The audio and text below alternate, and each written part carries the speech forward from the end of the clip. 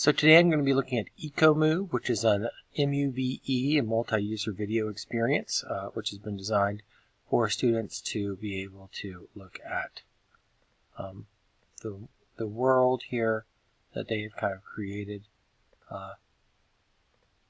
and they can go through it and interact digitally with a variety of different items. In this case, it's an ecology-based one.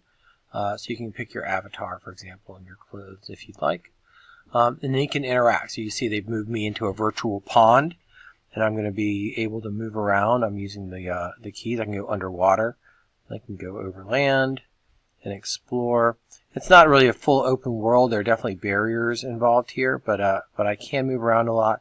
I can interact with people, and I can explore. And you can click on different icons and items as you move around this virtual world to learn a little bit more about them. Now, I don't teach biology, so for me it's not quite as useful on this particular one.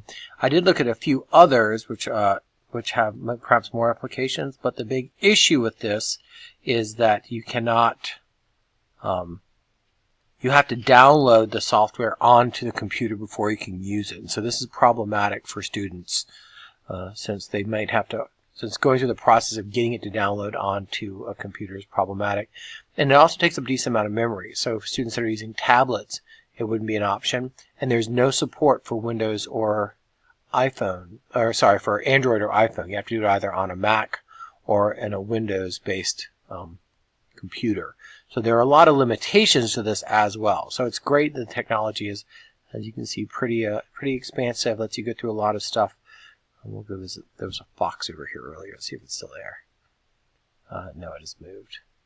So, so it is nice that you can interact in a lot of different ways with the ecology around here. And you can see I've come kind of to the edge of the world, and so there's nothing left here. So I think it has a lot of value, and it does help as a virtual field trip option.